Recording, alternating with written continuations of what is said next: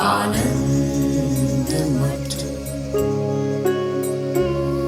आनंद मठ और ऋषियों की अनमोल धरोहर को संजोएं।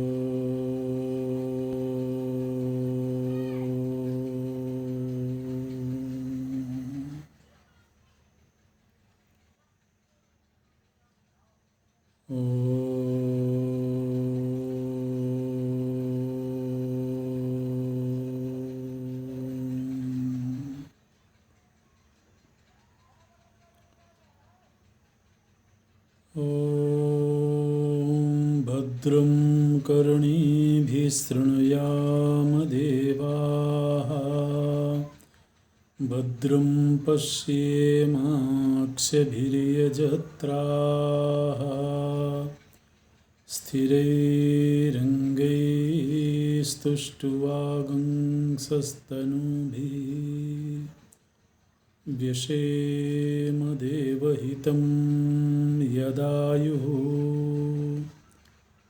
स्वस्ति न इंद्रो वृद्धस्रवाः, स्वस्ति नः पूषा विश्ववेदाः, स्वस्ति नस्तार्क्ष्यो अरिष्टनेमिः, स्वस्ति नो बृहस्पतिर्दधातु। ॐ शान्ति शान्ति शान्तिः।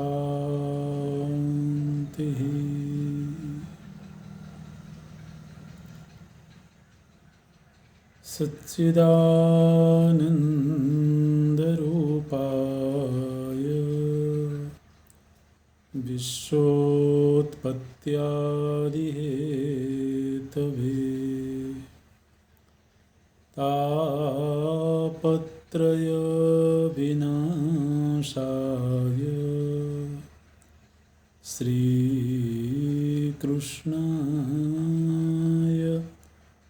वयं नमः।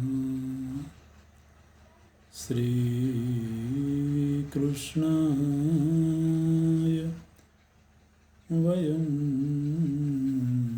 नमः।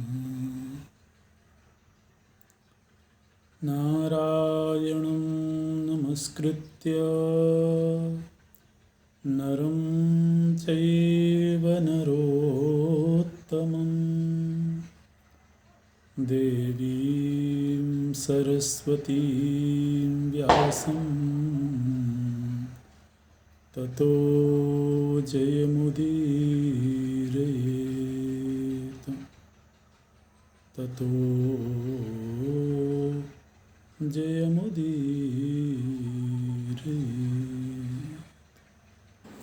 महाभारत ग्रंथ में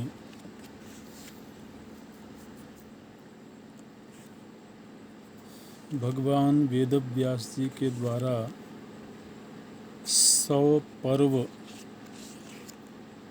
का विभाग किया गया है। पर्व शब्द का अर्थ है, जैसे कि रामायण में कांड है, एक जो विभाग बनता है, तो अलग अलग ग्रंथों में विभाग का अलग अलग नाम रखा जाता है। तो जैसे रामायण में कांड हैं, 7 कांड हैं या 8 कांड हैं। तो श्रीमद् भागवत महापुराण में स्कंध हैं, 12 स्कंध हैं भागवत जी में। इसी तरह से महाभारत ग्रंथ का जो विभाग है वो पर्व नाम दिया गया है उसको। तो भगवान वेदव्यास जी के द्वारा 100 पर्वों में ये विभाग किया गया है, लेकिन उन 100 पर्वों को भी उग्रश्रवा मुनि के द्वारा 18 पर्वों में निबद्ध किया गया और प्रत्येक पर्व के अंतर्गत अनेक अध्याय हैं और प्रत्येक अध्याय के अंतर्गत अनेक श्लोक हैं। तो एक जो विस्तृत विभाग है वो पर्व के रूप में है और पर्व के अंदर जो विभाग है वो अध्यायों के रूप में है और अध्यायों में श्लोक हैं। तो अब इन शब्दों का जब प्रयोग किया जाए तो हमको इनसे परिचित रहना चाहिए। जो प्रथम पर्व है उस पर्व का नाम रखा गया है आदि पर्व।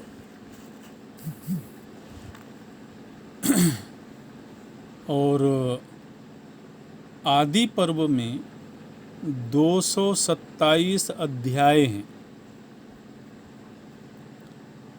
प्रत्येक पर्व का जब उग्रश्रवा मुनि के द्वारा 18 पर्वों में ये विभाजन किया गया तो यूं तो जो 100 पर्व हैं उन सभी के अलग अलग नाम हैं। भगवान वेदव्यास जी के द्वारा भी उन 100 पर्वों का विभाजन है और उन सभी के अलग अलग नाम भी हैं।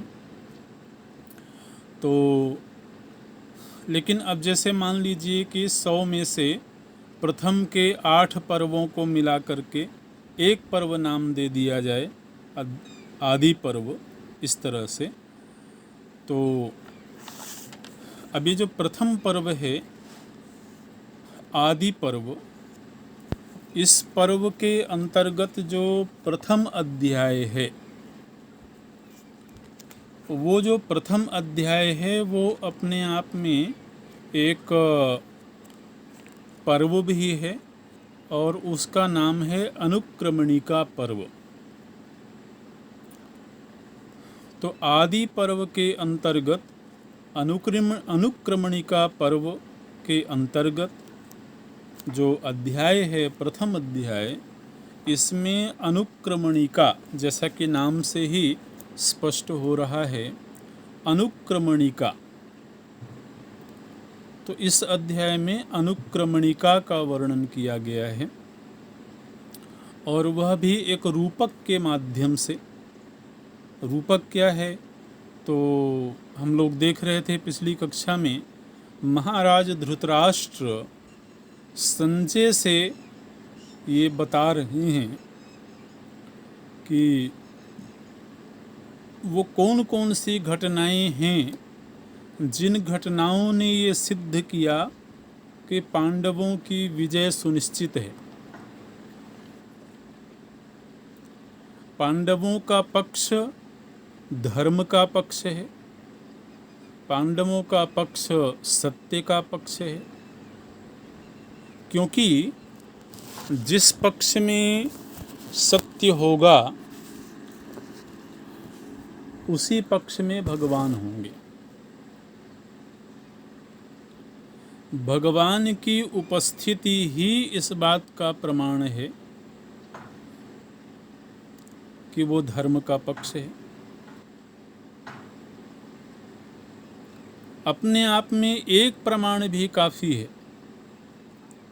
क्योंकि भगवान स्वयं सत्य स्वरूप हैं, स्वयं धर्म स्वरूप हैं और स्वयं विजय स्वरूप हैं। तो भगवान का होना मतलब विजय का होना है, भगवान का होना मतलब धर्म का होना है, भगवान का होना मतलब सत्य का होना है। इसलिए अन्य किसी घटना, अन्य किसी प्रमाण की यूं तो आवश्यकता नहीं है कि पांडवों की ही विजय क्यों होगी, क्योंकि यत्र योगेश्वरो कृष्ण यत्र पार्थो धनुर्धर तत्र श्री ही विजय भूति। गीता जी में ये बात बहुत स्पष्ट शब्दों में कही गई। जहाँ भगवान श्री कृष्ण हैं, माने जहाँ परमात्मा है, और जहाँ परमात्मा का अनन्य भक्त है, वहीं ऐश्वर्य है, वहीं विजय है, वहीं ज्ञान है। तो इसलिए भगवान की उपस्थिति अपने आप में ही विजय का प्रमाण है।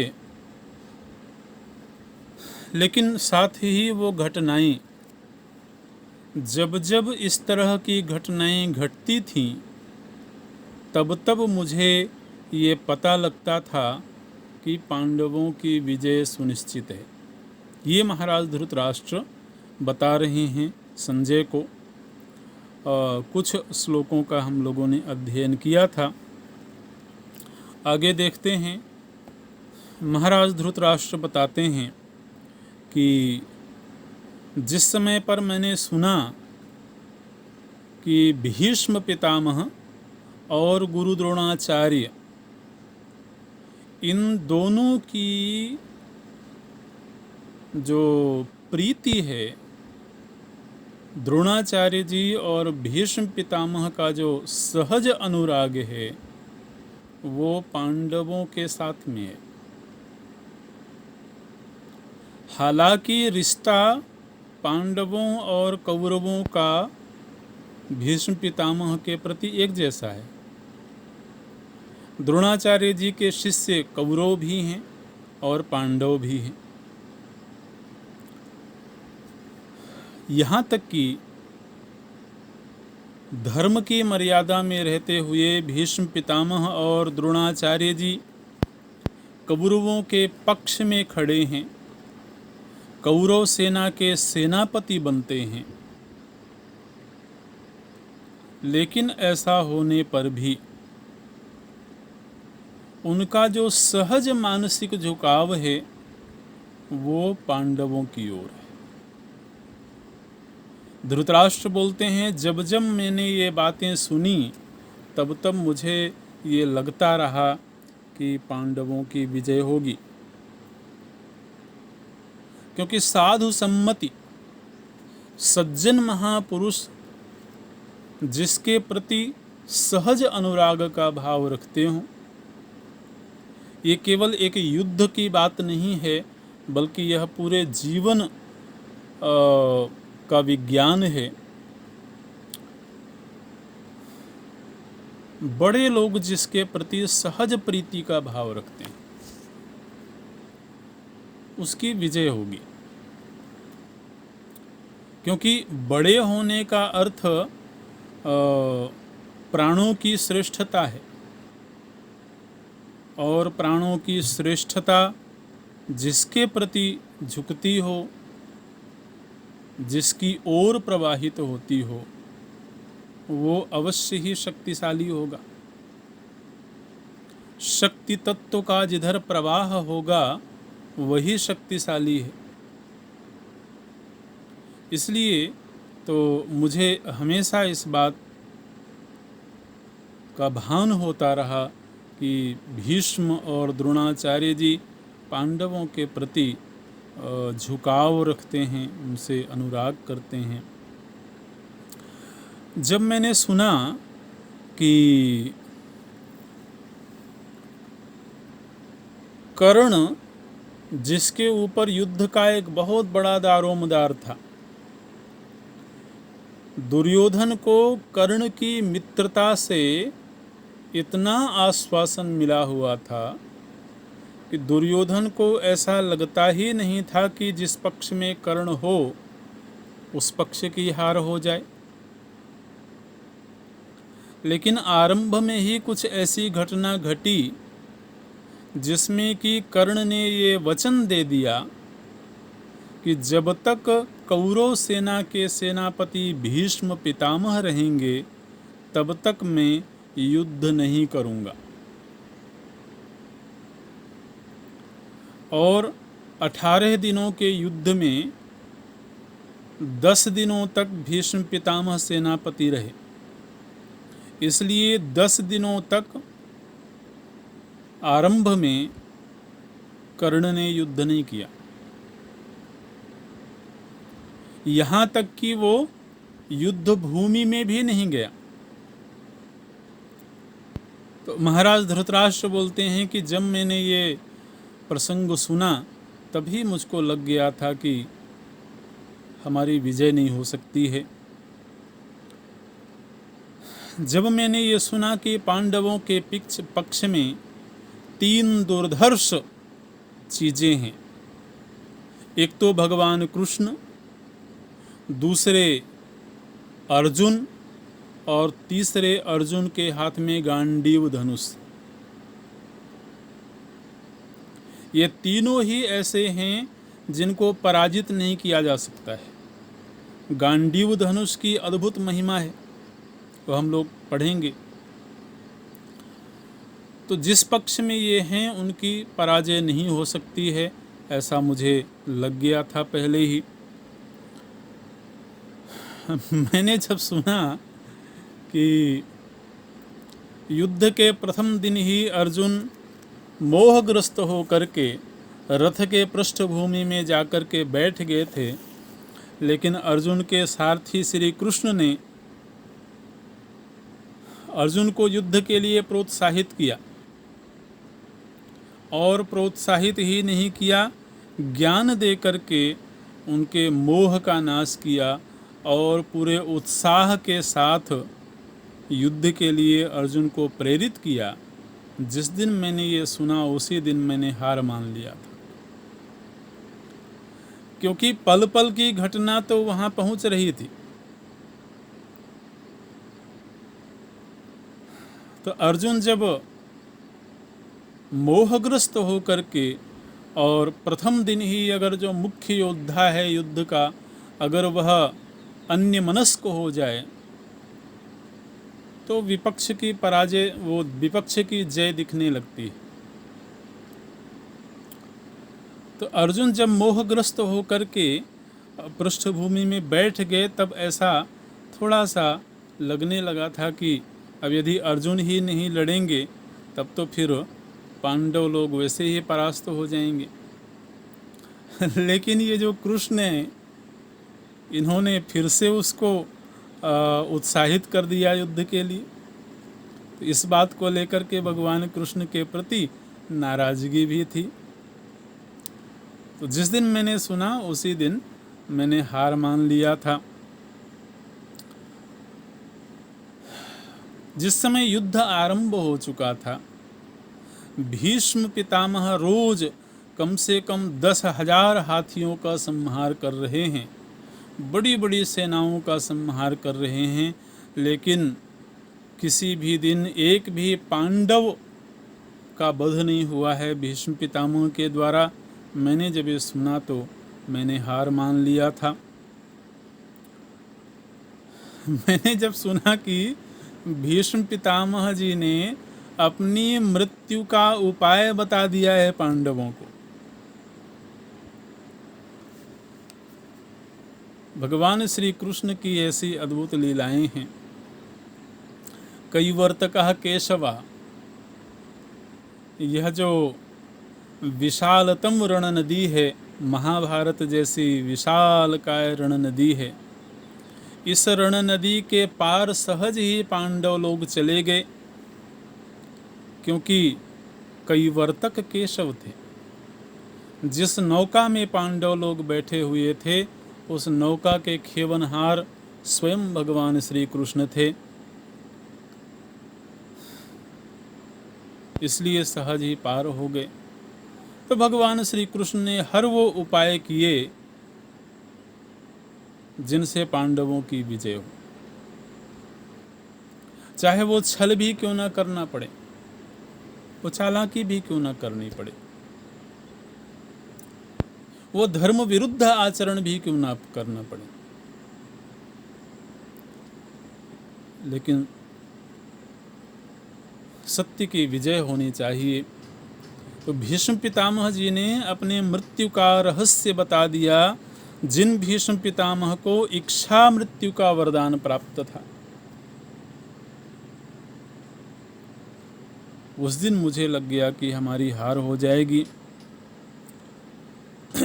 जिस दिन मैंने सुना कि भीष्म पितामह के द्वारा बताए हुए उपाय के तहत ही अर्जुन ने अपने रथ के अग्रभाग में शिखंडी को खड़ा करके और भीष्म पितामह के ऊपर सरसंधान कर रहे हैं, उसी दिन मैंने समझ लिया था कि जिस पक्ष में भीष्म पितामह धराशायी हो जाएंगे, उस पक्ष की विजय कैसे होगी। जिस दिन मैंने सुना कि भीष्म पितामह सरसैया में जा चुके हैं, बाणों की सैया में जा चुके हैं, उस दिन मुझको अपनी पराजय का निश्चय हो गया था। जिस दिन मैंने सुना कि भीष्म पितामह के संकेत करने पर अर्जुन ने धरती में बाण मार करके और जल को प्रकट कर दिया, उस दिन मैंने समझ लिया था कि अर्जुन जैसा महारथी जिस पक्ष में होगा, उसकी विजय अवश्यंभावी है। जब जब मैं ये सुनता था कि ये जो ग्रह नक्षत्र आदि हैं, ये जो शकुन हैं, ये सब पांडवों के लिए अनुकूल हैं और कौरवों के लिए प्रतिकूल हैं। ग्रह नक्षत्र शकुन अपशकुन ये भी आगामी घटनाओं की सूचना देते हैं, और हर वो सूचना पांडवों के लिए अनुकूल मालूम पड़ती थी, कौरवों के लिए प्रतिकूल मालूम पड़ती थी। तब तब मुझे ये भय होता था कि हमारी पराजय होगी।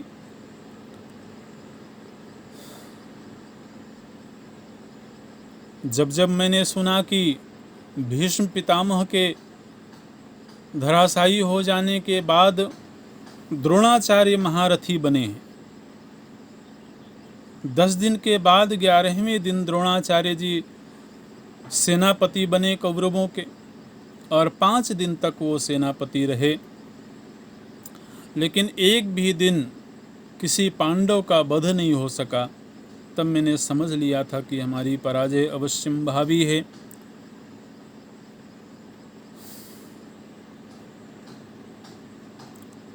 जब मैंने ये सुना कि द्रोणाचार्य जी के द्वारा चक्रव्यूह की रचना की गई और एक अकेला अर्जुन पुत्र अभिमन्यु उसका भेदन कर गया, उस चक्रव्यूह का भेदन कर गया, उसी दिन मुझे अपनी पराजय का भान हो गया था। और उसके बाद की घटना जब मैंने सुना, जो कि अत्यंत ही अधर्मपूर्ण थी, अनेक महारथियों ने, अनेक वीरों ने अपने ही वंश के एक नवयुवक अभिमन्यु को अधर्मपूर्वक घेर करके मार दिया। जो लोग अपने ही वंशजों के साथ ऐसा अधर्मपूर्ण कार्य करते हों, क्षत्रिय के लिए धर्म युद्ध करना मंगलमयी है। क्षत्रिय के लिए धर्म युद्ध करना स्वर्ग देने वाला है। इसलिए युद्ध करना अपने आप में बुरा है ऐसा नहीं, लेकिन इस तरह का युद्ध जिसमें कि अपने ही वंश के एक अत्यंत तेजस्वी नवयुवक को अनेक महारथियों के द्वारा घेर करके मार दिया जाए, ये अत्यंत ही घृणास्पद कार्य था। और जिस पक्ष के लोग ऐसा आचरण करते हों, उनकी विजय कैसे हो सकती है। और अभिमन्यु की हत्या करके ये लोग उत्सव मना रहे थे। मने एक तो व्यक्ति घृणित आचरण करे, अधर्मपूर्ण आचरण करे और फिर उस आचरण का उत्सव मनावे।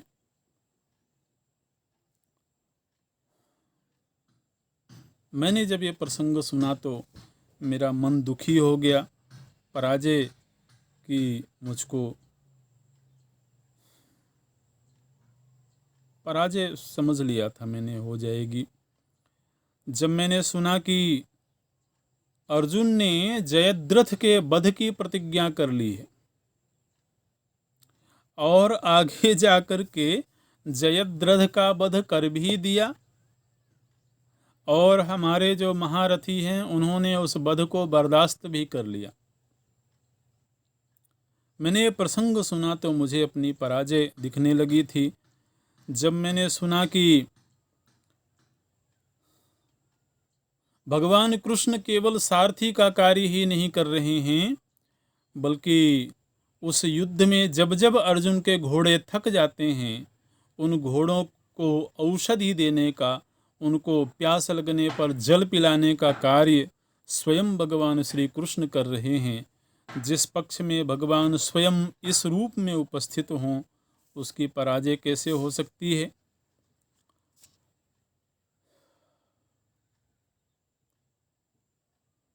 जब जब मैं सुनता था कि हमारे पक्ष के महारथी अर्जुन के सामने परास्त हो रहे हैं, अर्जुन के हाथों मारे जा रहे हैं, हर एक महारथी का परास्त होना मुझे पराजय की खबर देता था, पराजय की सूचना देता था। आगे बोलते हैं, जब मैंने सुना कि कर्ण के पास में जो सूर्य भगवान के द्वारा दिया गया कवच था वो इंद्र के द्वारा ले लिया गया है और उस कवच के बदले में एक अस्त्र दिया गया है, और हालांकि इंद्र के द्वारा जो आयुध प्रदान किया गया था कर्ण को, वो ऐसा आयुध था जिससे अर्जुन की मृत्यु सुनिश्चित थी, लेकिन प्रभु श्री कृष्ण ने खेल खेला और उस आयुध को घटोत्कच के ऊपर चलवा दिया। जब जब मैंने इन प्रसंगों को सुना, मुझे लग गया कि हमारी पराजय अवश्यंभावी है। इस तरह से तो अनेक प्रसंगों का वर्णन करते हुए जा रहे हैं। फिर किस तरह से द्रोणाचार्य जी पुत्र मोह में आकर के और अपने अस्त्रों को त्याग करके बैठ जाते हैं और उस समय पर उनका वध कर दिया जाता है। जब मैंने ये सुना तब मुझे पराजय दिखने लगी थी।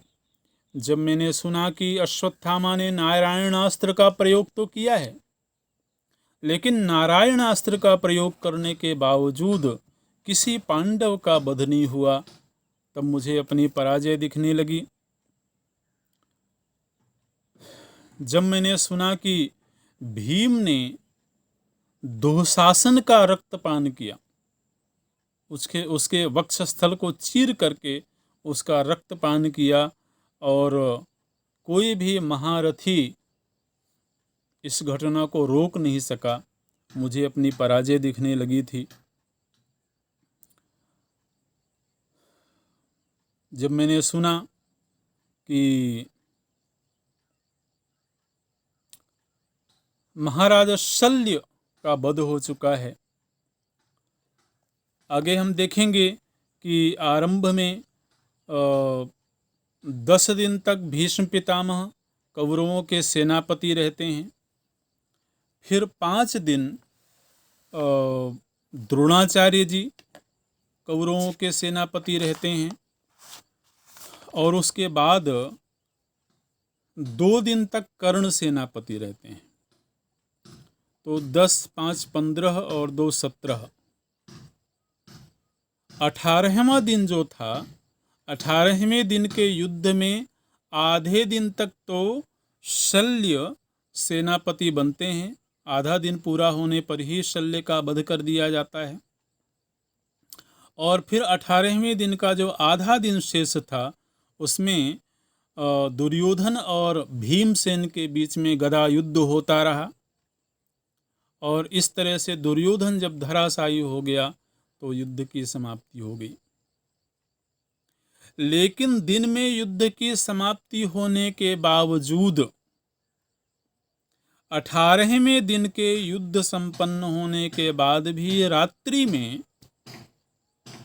अश्वत्थामा, कृतवर्मा और कृपाचार्य जी के द्वारा पांडव पक्ष के शेष सोए हुए सैनिकों का वध कर दिया गया अधर्म पूर्वक।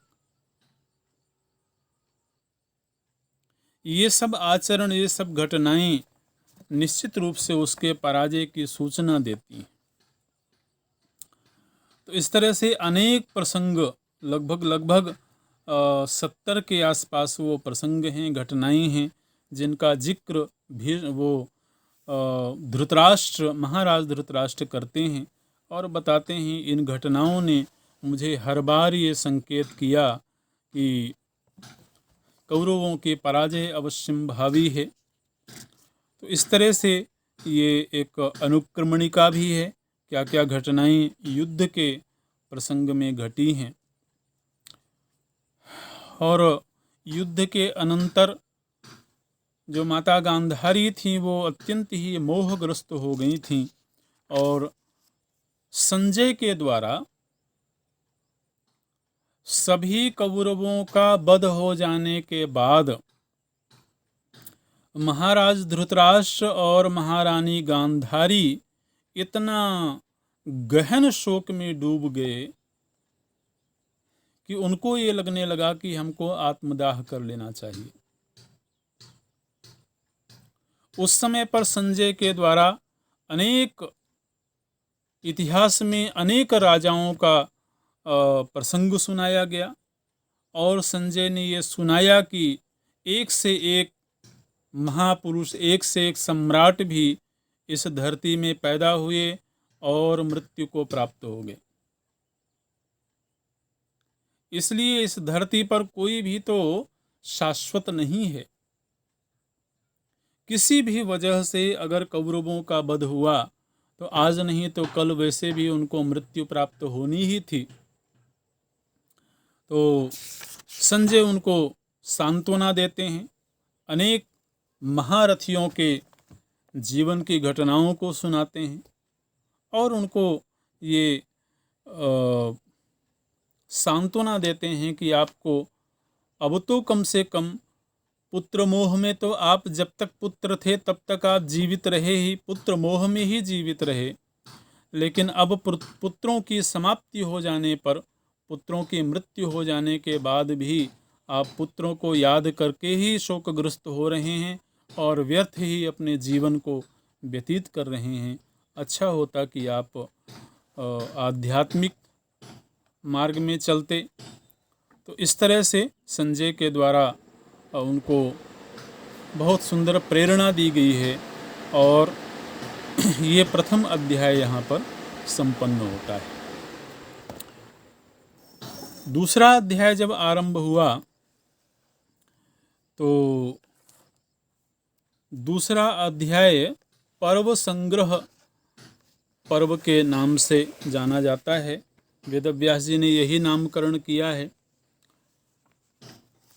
इसमें आरंभ में सौनकादि ऋषियों ने उग्रश्रवा जी से एक प्रश्न पूछा।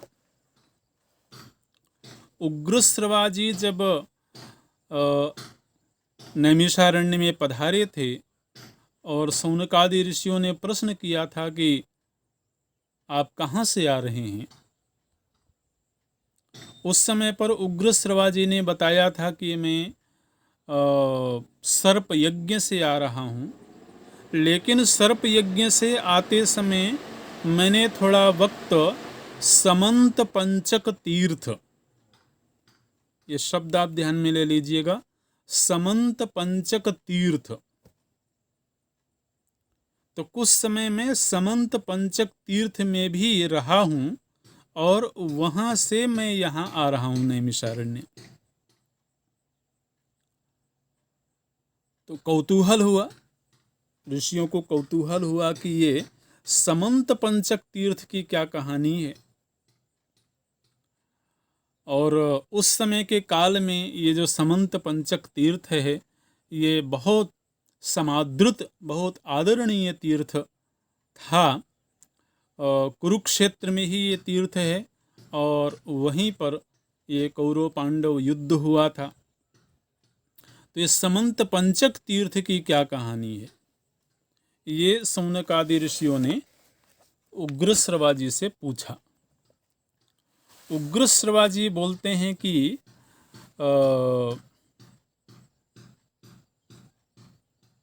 भगवान के एक अवतार हुए हैं परशुराम जी।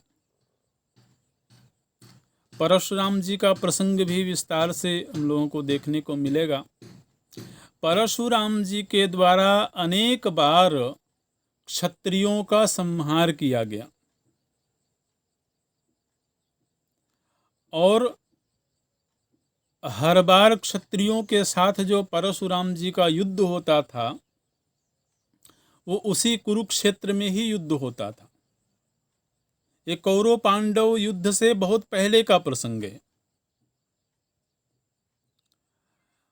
तो परशुराम जी के द्वारा इतने क्षत्रियों का संहार किया गया था कि उन क्षत्रियों की मृत्यु से उनके रक्त के 5 सरोवर बन गए थे। उस युद्ध भूमि में इतना रक्तपात हुआ था, इतना रक्त बहा था कि केवल उन सैनिकों के रक्त से 5 सरोवर बन गए थे। तो इसलिए पंचक बोला जाता है। और समंत, समंत शब्द का अर्थ है समंता नाम अंतो यस्मिन, समवेत हुए असंख्य सैनिकों का जिस जगह पर संहार हो जाता हो, समवेत हुए अनेक मनुष्यों का जहाँ संहार हो गया हो उसको बोलते हैं समंत। और वो 5 सरोवर बन गए थे। बाद में फिर परशुराम जी ने उन्हीं सरोवरों के रक्त से आप महाभारत सुन रहे हैं ना, तो इसमें बड़े कठिन कठिन प्रसंग आपको सुनने को मिलेंगे, लेकिन बड़ी धैर्य के साथ सुनना होगा और उन सब के रहस्यों का भी उद्घाटन होगा। क्योंकि आप आरंभ में थोड़ा सा कोई संकेत, कोई प्रसंग सुनेंगे तो मन में बहुत सारे कौतूहल होंगे, बहुत सारे प्रश्न उठेंगे, लेकिन वो सब प्रसंग जब आएंगे तो उनकी चर्चा होगी। तो परशुराम जी के द्वारा उन सरोवरों के रक्त से अपने पितरों को जलांजलि दी गई। पितरों को जल दिया जाता है, तो उसी रक्त से पितरों को जलांजलि दी गई और उससे उनके जो पितर थे वो बड़े प्रसन्न हुए, बड़े संतुष्ट हुए। और परशुराम जी ने अपने पितरों से ये वरदान मांगा। जब पितर प्रसन्न हुए तो उन्होंने कहा कि परशुराम जी आप वरदान मांगिए। तो परशुराम जी ने ये वरदान मांगा कि मैंने जितना जितना यह संहार रूप घोर कर्म किया है, क्षत्रिय संहार रूप जो घोर कर्म किया है, इससे मुझको जितना पाप लगा होगा उस सारे पापों से मैं मुक्त हो जाऊं, यही मैं वरदान मांगता हूं। और उनके पूर्वजों ने उनको ये वरदान दिया और साथ ही उनको ये कहा कि अब आप आगे यह कार्य बंद कर दीजिए, क्षत्रिय संहार रूप कार्य आप बंद कर दीजिए। तो ये प्रसंग उसी जगह पर घटित हुआ था। तो परशुराम जी ने जहाँ पर अपने पितरों को तृप्त किया, जहाँ पर पितरों ने उन्हें वरदान दिया और युद्ध कार्य से निवृत्त किया, उसको एक तीर्थ के रूप में जाना गया। उसको समंत पंचक तीर्थ बोलते हैं। चर्चा के दौरान उग्रश्रवा जी ने ये बताया कि यह जो समंत पंचक तीर्थ है, इसी तीर्थ में जब कौरव पांडव के बीच में युद्ध हुआ तो 18 अक्षौहिणी सेना मारी गई। 18 दिन के युद्ध में 18 अक्षौहिणी सेना का संहार हुआ।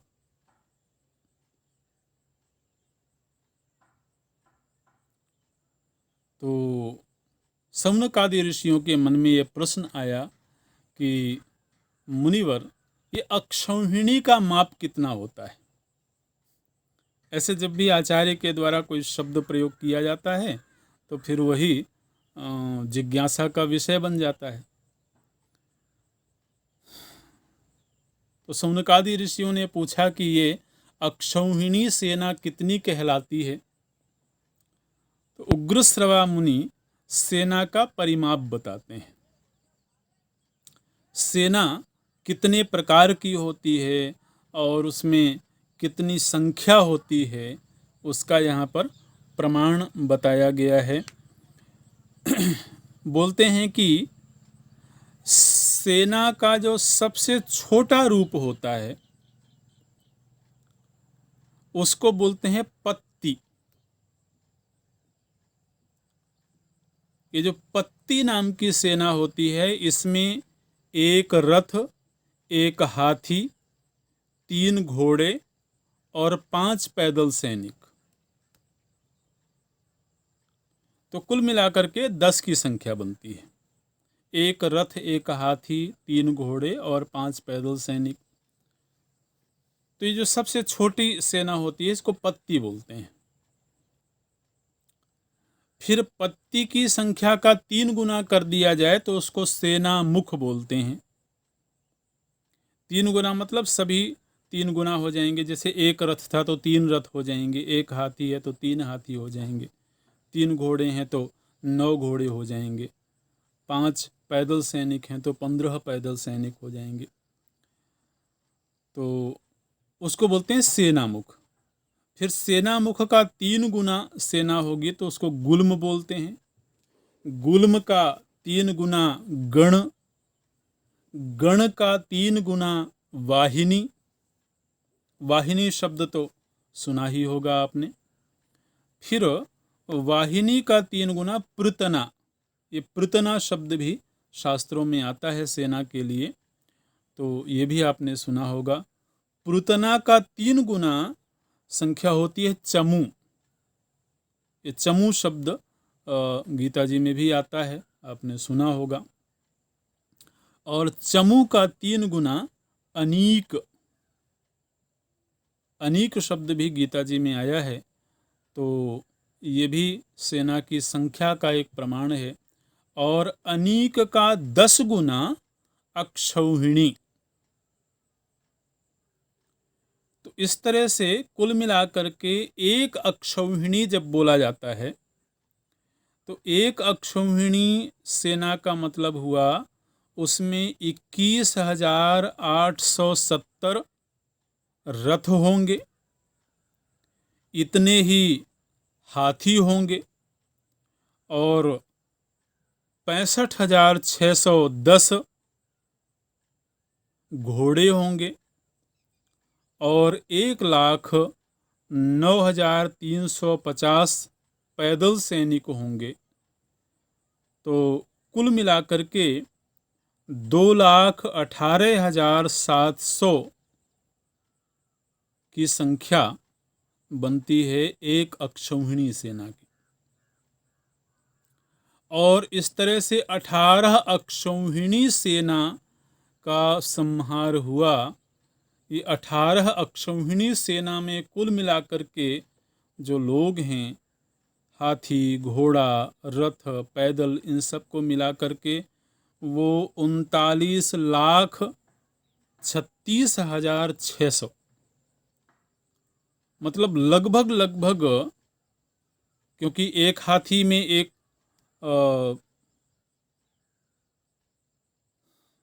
महावत होगा उसको चलाने वाला, फिर उसके ऊपर सवार एक सैनिक होगा, इसी तरह से रथ में रथी भी होगा, सारथी भी होगा। तो सामान्य तौर पर केवल इतनी ही गणना की जाए तो लगभग 40 लाख लोगों का संहार हुआ है इस युद्ध में। तो ये एक बहुत विचित्र प्रसंग है। और हमने बताया कि कौरव सेना के जो सेनापति थे तो वो कौन कौन थे, उसका वर्णन भी इसमें किया गया है इस अध्याय में। और फिर इस अध्याय में ही, मतलब द्वितीय अध्याय में ही विस्तार से वो जो 100 पर्व हैं भगवान वेदव्यास जी के द्वारा विभाग किए हुए जो 100 पर्व हैं, उसमें से प्रत्येक पर्व में कौन कौन से विषयों का वर्णन है, उन सभी विषयों का यहाँ पर इसकी अनुक्रमणिका संक्षेप में बताई गई है कि जो प्रथम पर्व है उसमें क्या प्रसंग बताया गया है, द्वितीय पर्व में क्या प्रसंग बताया गया है, इस तरह से। तो और फिर जो उग्रश्रवा जी के द्वारा 18 पर्वों में जो इसको विभाजित किया गया, तो उन 18 पर्वों में से प्रत्येक पर्व में कितने अध्याय हैं, प्रत्येक पर्व का मूल विषय क्या है, और प्रत्येक पर्व में कुल कितने श्लोक हैं। श्लोकों की गणना, अध्यायों की गणना, पर्व का विभाग और प्रत्येक पर्व में बताए गए विषय, इन सब का वर्णन इस अध्याय में किया गया है, द्वितीय अध्याय में। तो केवल द्वितीय अध्याय का भी अगर आप अध्ययन करेंगे तो इसमें आपको एक पूरी विषय सूची मिल जाएगी कि इस विशालकाय महाभारत ग्रंथ में तो किन किन विषयों पर विस्तार से चर्चा की गई है। अब इसमें जो 18 पर्वों का विभाग है, उन 18 पर्वों का हम यहाँ पर नाम ले लेते हैं। आदि पर्व, सभा पर्व, वन पर्व, विराट पर्व, उद्योग पर्व, भीष्म पर्व, द्रोण पर्व, कर्ण पर्व, शल्य पर्व, सौप्तिक पर्व, स्त्री पर्व, शांति पर्व, अनुशासन पर्व, आश्वमेधिक पर्व, आश्रमवासिक पर्व, मौसल पर्व, महाप्रस्थानिक पर्व और स्वर्गारोहण पर्व। तो ये 18 पर्व हैं जिनमें ये समूचा महाभारत निबद्ध है। और जब हम ये पूरी विषय सूची का अध्ययन कर रहे थे, प्रत्येक पर्व में किन किन घटनाओं का वर्णन हुआ है, तो यहाँ पर हमने देखा कि जो महाभारत का युद्ध है, उस युद्ध का वर्णन, माने युद्ध में भी विस्तार से वर्णन है कि किस महारथी को कब मारा गया है, किस तरीके से मारा गया है, किस तरह का युद्ध हुआ है, उसके साथ कितनी बड़ी सेना का संहार हुआ है। युद्ध के दौरान इन सब प्रसंगों का विस्तार से वर्णन है। दो महारथियों के बीच जब द्वंद्व युद्ध हो रहा है, उस समय उनके बीच क्या आपस में संवाद हो रहा है, इन सब प्रसंगों का भी वर्णन है। तो जो केवल युद्ध के दौरान घटी हुई घटनाएं हैं, उन घटनाओं का वर्णन 4 पर्वों में हुआ है। लगभग बीच के 4 पर्व हैं, भीष्म पर्व, द्रोण पर्व, कर्ण पर्व, शल्य पर्व, और थोड़ा सौप्तिक पर्व में वर्णन हुआ है।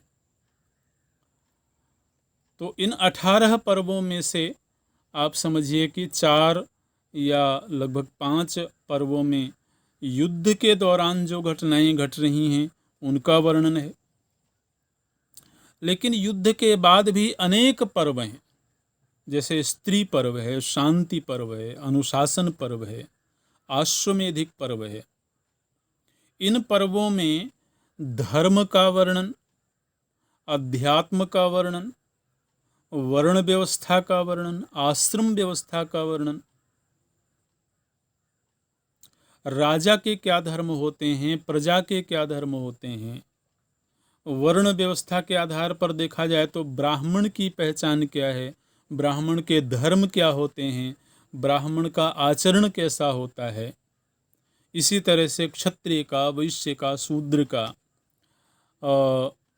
आश्रम व्यवस्था के आधार पर देखें तो ब्रह्मचारी किसे कहते हैं, ब्रह्मचारी का धर्म क्या होता है, उसकी पहचान क्या होती है। इसी तरह से गृहस्थाश्रम, वानप्रस्थाश्रम, संन्यासाश्रम, तो इन सब का विस्तार से वर्णन यहाँ देखने को मिलता है इन पर्वों में। राजा के कर्तव्य, राजा के अधिकार, राजतंत्र की प्रशासनिक व्यवस्था, राष्ट्र का निर्माण कैसे होता है, इस सृष्टि का भौगोलिक विस्तार कितना है, किस तरह की सृष्टि की प्रशासनिक व्यवस्था है, दैवीय सत्ताएं क्या हैं, देवताओं का अवतरण किस तरह से होता है, ये सारे प्रसंग देखने को मिलते हैं। यज्ञ किस तरह के होते हैं, कितने प्रकार के होते हैं, कौन व्यक्ति किस प्रकार का यज्ञ करने के लिए अधिकृत है, राजा कौन सा यज्ञ कर सकता है, कौन सा नहीं कर सकता है। जो हमारे वैदिक अनुष्ठान होते हैं उनकी भी मर्यादाएं सुनिश्चित हैं। गृहस्थाश्रमी कौन सा यज्ञ कर सकता है, ब्रह्मचारी कौन सा यज्ञ कर सकता है, इन सब का विस्तार से वर्णन है। कर्म कितने प्रकार के होते हैं, धर्म का स्वरूप क्या है, विस्तृत धर्म का स्वरूप क्या है, धर्म में भी आपद धर्म क्या होते हैं, सहज धर्म क्या होते हैं, इन सब का वर्णन बहुत विस्तार से अलग अलग प्रसंगों के जरिए किया गया है। यहाँ तक कि इस महाभारत ग्रंथ में संक्षेप में पूरा रामायण का प्रसंग भी देखने को मिलता है। कृष्णावतार की चर्चाएं देखने को मिलती हैं, लीलाओं का वर्णन देखने को मिलता है। इस तरह से और इन सभी प्रसंगों का जो संक्षेप किया गया है, तो संक्षेप करने के बाद हम एक श्लोक की ओर आपका ध्यान दिलाते हैं। विस्तार से तो आप स्वयं ही पढ़ेंगे। दूसरे अध्याय के अंतिम प्रसंगों में भगवान वेदव्यास जी बोलते हैं कि अनाश्रित्यैत दाख्यानं कथा भुवि न विद्यते आहारमनपाश्रित्य शरीरस्येव धारणम। बोलते हैं कि जिस तरह से भोजन ग्रहण किए बिना इस शरीर की धारणा नहीं हो सकती है, ठीक इसी तरह से इस धरती में ऐसी कोई कथा नहीं है जिसका मूल महाभारत में उपलब्ध ना होता हो। ये बात यहाँ पर बोली गई है। जितने भी हमारी वैदिक वाङ्मय में कथाएं हैं, जितने भी पुराण हैं, शास्त्र हैं, अथवा परवर्ती कवियों के द्वारा लिखे गए ग्रंथ हैं, उन सभी ग्रंथों का कहीं न कहीं मूल महाभारत में प्राप्त हो जाएगा। तो पूरा जो दूसरा अध्याय है, ये सभी पर्वों में जो घटनाएं हैं, जो प्रसंग हैं, उनका एक संकेत है। आप यदि पूरा पढ़ेंगे तो आपको ये पता लगेगा कि इस पूरे महाभारत में मुख्य रूप से किन किन विषयों पर चर्चा की गई है, क्या क्या विषय वस्तु हैं। तो ये प्रसंग यहाँ पर है और तृतीय अध्याय से कथाएं आरंभ हो जाएंगी, वो अगली कक्षा से देखेंगे। अभी यहीं पूरा करते हैं। ओम पूर्णमदः पूर्णमिदं पूर्णात् पूर्णमुदच्यते पूर्णस्य पूर्णमादाय पूर्णमेवावशिष्यते। ओम शांति शांति शांति। हरि ओम। श्री गुरुभ्यो नमः। हरि ओम।